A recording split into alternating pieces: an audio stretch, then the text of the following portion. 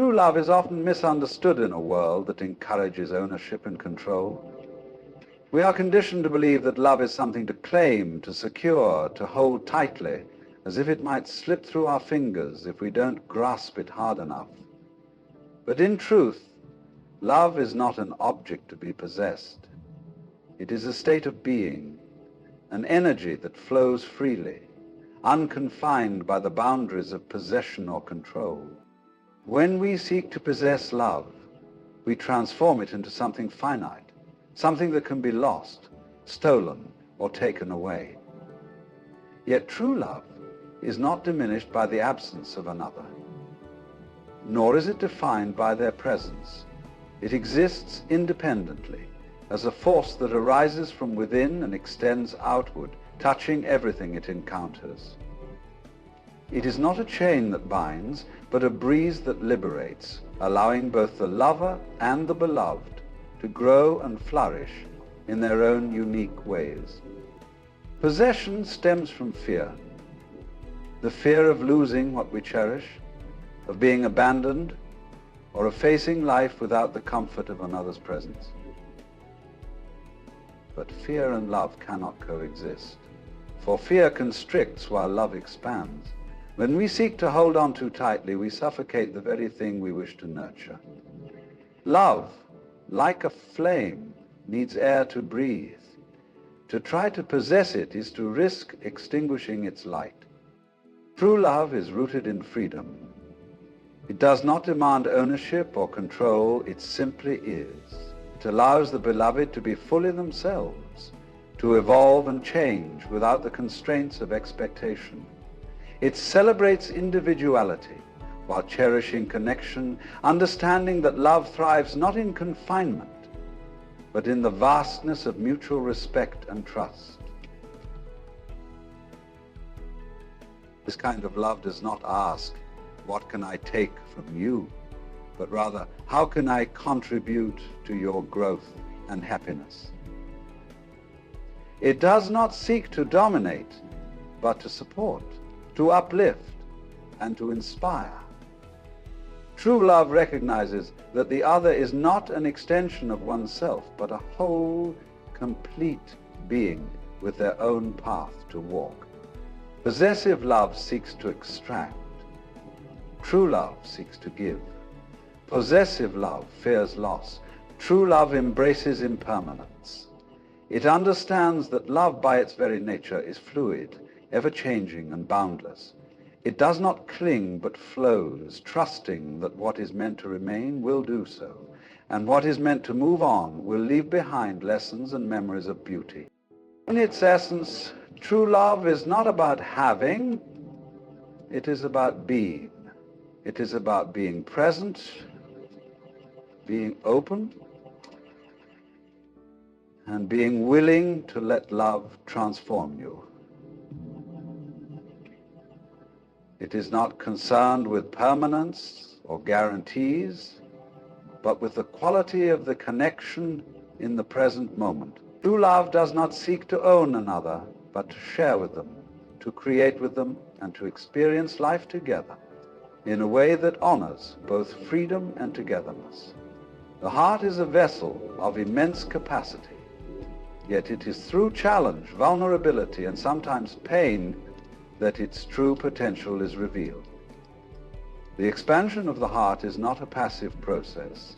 It is an unfolding, a breaking open and a deepening of our ability to love, to connect, and to feel fully alive.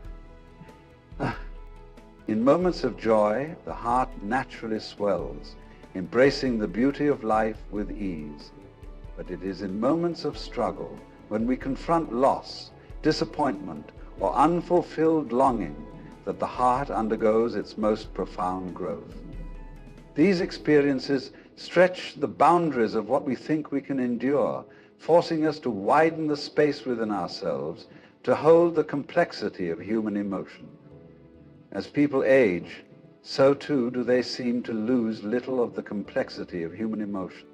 The heart does not expand by avoiding difficulty, but by leaning into it. Each ache, each moment of vulnerability is like a stone dropped into a pond, creating ripples that reach the farthest edges of our being. These ripples remind us that love is not confined to a single person, experience, or moment. It is vast, multifaceted, and capable of encompassing the full spectrum of life's emotions. Expansion of the heart often begins with the willingness to feel deeply, even when it hurts. This depth of feeling teaches us empathy, allowing us to understand the pain and joy of others as if they were our own.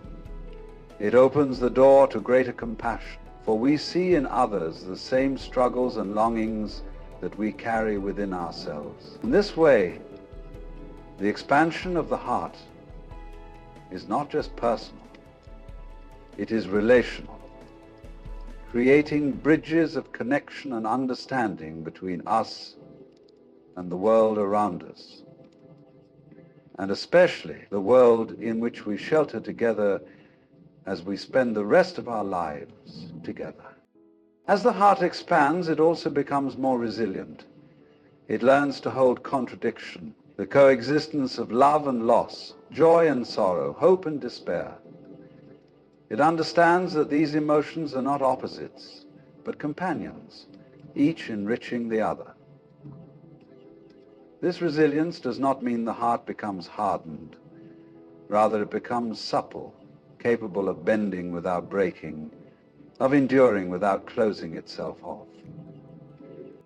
An expanded heart also fosters a deeper appreciation for the present moment. It recognizes that every experience, whether joyful or painful, is an opportunity to grow, to feel and to live fully. It is no longer bound by the fear of what might happen or the regret of what has passed. Instead, it embraces the now, finding beauty in the fleeting and the imperfect. Perhaps the greatest sign of an expanded heart is its capacity to love without condition. This love is not contingent on reciprocation or reward. It flows freely, seeking only to give and to uplift. It is a love that allows others to be who they are without trying to mold them into who we think they should be. It is a love that reflects the infinite, unbound by the limitations of the self. The expansion of the heart is a lifelong journey. It is not a destination but a process, an ongoing transformation that allows us to hold more, feel more, and ultimately become more. Through every experience, whether of joy or sorrow, connection or solitude, the heart continues to grow. Connection or solitude, the heart continues to grow, becoming a truer reflection of the vast, limitless love that lies at the core of existence. Surrender is often misunderstood as weakness, as giving up or admitting defeat. Yet in truth, surrender is one of the most profound and courageous acts we can undertake. It is not about resigning ourselves to helplessness, but about letting go of our need to control, our resistance to what is, and our attachment to how we think life should unfold. Surrender is a lesson in trust, in acceptance, and in aligning ourselves with the flow of life, rather than fighting against it. At its core, surrender is an invitation to release the tight grip we have on our emotions, our expectations, and our fears. We spend so much energy trying to resist feelings we deem uncomfortable or unworthy, grief, longing, disappointment, anger. Yet resistance only amplifies their intensity, turning what could be a moment of growth into prolonged suffering. Surrender, on the other hand, allows these emotions to move through us, teaching us their lessons without overwhelming. Surrender requires us to accept that not everything is within our control. This is perhaps one of the hardest truths to embrace. We want certainty, predictability, and assurance that everything will turn out as we hope. But life, in its infinite wisdom, often operates beyond our comprehension. The lesson of surrender is to recognize that control is an illusion. The more we try to cling to it, the more we find ourselves entangled in frustration and despair. When we surrender, we're not giving up our agency. We are choosing to trust in something greater than ourselves. This could be the natural flow of the universe, the wisdom of time, or the unfolding of a divine plan. Surrender is not passive. It is active alignment. It is saying, I may not understand this now, but I trust that it is leading me somewhere I need to go. Surrender also means letting go of attachment, not just to outcomes, but to identities, narratives, and beliefs that no longer serve us.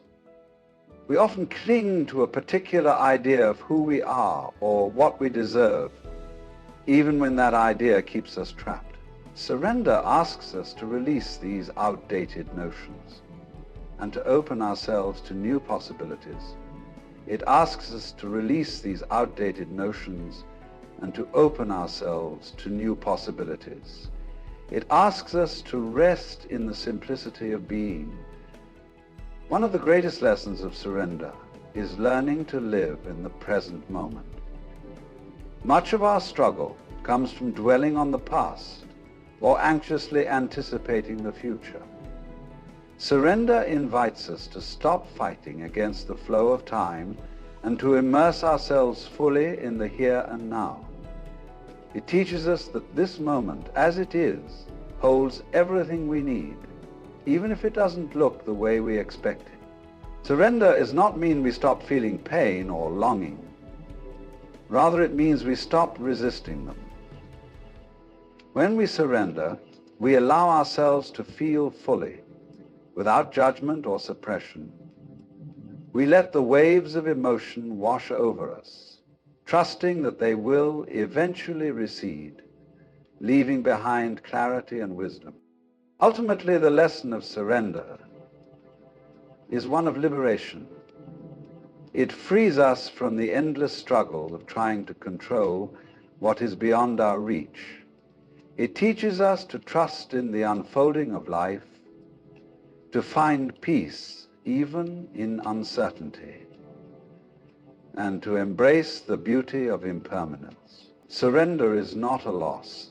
It is a gateway to profound inner strength and a deeper connection to the truth of our existence.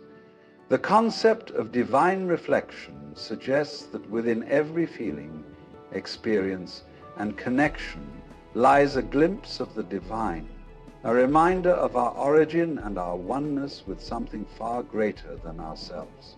It is the idea that through love, longing, pain, or joy,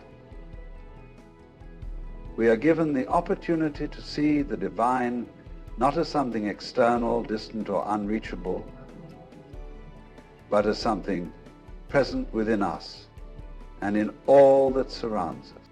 When you feel deeply for someone, it is not merely an interaction between two individuals. That feeling is a spark of the infinite, a reflection of the divine love that permeates existence itself. It is as though the universe has orchestrated this connection to remind you of your capacity to feel, to empathize, and to love. These emotions, no matter how complex or bittersweet, are sacred echoes of the divine energy that flows through all of creation. To experience such feelings is to touch something eternal.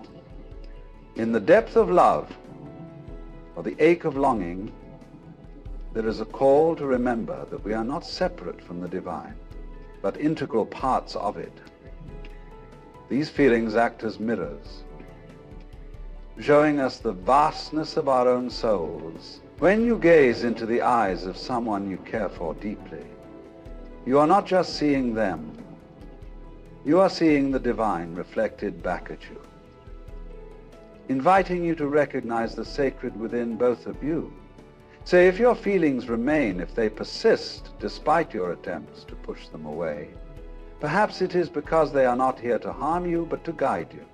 They are not a punishment but a path that leads you closer to the divine within yourself. Trust them, learn from them, and allow them to expand your heart, your mind, and your soul. For in the end, it is through these feelings that we come to know ourselves, each other, and the infinite love that flows through all of existence. Ladies and gentlemen, when we speak of love, longing, and the inexplicable pull toward another, we are not merely speaking of emotions. No, we are touching the very fabric of what it means to be alive. If you find yourself praying, pleading, or hoping for feelings to be taken away and they remain steadfast, consider that perhaps their persistence is not a punishment, but a purpose. You see, we often ask for relief from emotions as though they are intruders, unwelcome visitors disturbing our peace. But what if, instead, they are sacred messengers, urging us to look deeper, to learn, and to grow? God, of the great intelligence of the universe, does not operate as a remover of challenges, but as a revealer of truth. Your feelings for someone are not an accident. They are a doorway to understanding yourself, your desires, your wounds, and your capacity to love. These feelings are not here to torment you. They are here to teach you. Feelings are often misunderstood as mere reactions to external circumstances, fleeting and inconsequential. Yet, when we pause and reflect, we find that they are profound, intricate messengers from the deeper layers of our being. They rise not simply to agitate us, but to illuminate aspects of ourselves that we might otherwise overlook. When you feel deeply for someone, whether it be love, longing, or even heartache, it is not random. That intensity exists because something within you recognizes a reflection, a resonance, or a lesson that needs to be explored. Feelings compel us to confront the parts of ourselves that are hidden or dormant. They bring forth questions about what we value, what we desire, and where we are wounded. Consider the way feelings emerge without our conscious control. You cannot command yourself to stop loving, nor can you force yourself to desire someone. This lack of control is not a flaw, but a feature, a design that insists on humility and awareness. Your emotions are a guide, showing you where your inner work lies. If you feel unworthy, they may point to self-acceptance. If you feel obsessed, they may highlight areas where you seek validation. If you feel joy in someone's presence, they may reveal a need to cultivate that same joy within yourself. Feelings do not care for convenience. They will arise at the most inconvenient times, often when we would rather avoid them. But this is their nature. They are not here to comply with your plans. They exist to break through your barriers, to reveal what is hidden, and to disrupt the illusion that you have it all figured out. When you experience profound feelings for someone, it is not just about that person. They serve as a catalyst, a mirror reflecting aspects of your inner world that you might have ignored or suppressed. Perhaps it is a longing for connection, a hunger for love, or even a fear of vulnerability. These feelings invite you to look inward and ask, what do they say about who I am? What do they reveal about my needs, my fears, my hopes? Feelings are not passive. They demand action, though not always in the way we expect. Sometimes the action is outward, choosing to express yourself, to act on your love, or to set boundaries.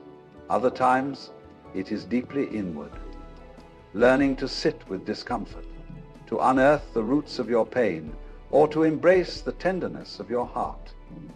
They push us to grow even when growth feels like breaking apart. This is the role of feelings, to teach, to guide, and to challenge. They are relentless, but they are not cruel. They carry wisdom that cannot be accessed through logic or reason alone. They bypass the mind and speak directly to the soul, urging us to transform in ways we might not yet understand. Pain is often seen as the enemy, a force to be avoided, suppressed, or numbed. Yet, when we take a moment to look deeper, we find that pain is not merely a source of suffering, but a profound catalyst for transformation. It is through the sharpness of pain that we are awakened from the slumber of complacency, forced to confront truths we might otherwise ignore. Pain strips away the illusions we cling to, revealing the raw, unfiltered reality of our lives. It dismantles the walls we build to shield ourselves, exposing vulnerabilities we are reluctant to face. In this exposure, however uncomfortable, lies the opportunity for profound growth. Pain pushes us to ask questions we might not dare to ask in moments of ease. Who am I without this relationship? What do I truly value? Where have I neglected my own needs and desires? Consider the way pain demands your attention. When you are hurt, it is nearly impossible to ignore. It lingers, persists, and refuses to be silenced. This insistence is not without purpose. Pain exists to redirect you, to show you where your focus has been misaligned, or where you have strayed from your authentic self. It is a force that interrupts your routine and compels you to pause, reflect, and recalibrate. Pain also serves as a profound teacher of empathy. When you experience heartbreak, disappointment, or loss, you become intimately familiar with the fragility of the human experience. This understanding deepens your capacity to connect with others, to hold space for their struggles, and to approach life with a greater sense of compassion. In this way, pain not only changes you, but also shapes the way you move through the world. It is through pain that we learn to let go. Whether it is letting go of a dream, a relationship, or a version of ourselves that no longer serves us, pain teaches us the art of release. It is in this process of letting go that we find freedom, not from pain itself, but from the attachments that keep us stuck. Pain clears the way for renewal, stripping us of what is no longer necessary, so that we can step into a new chapter of our lives. Pain is not comfortable, nor is it easy. It demands vulnerability, courage, and an openness to change. Yet, it is often in the depths of pain that we encounter the truest parts of ourselves, the parts that are resilient, adaptable, and capable of extraordinary transformation.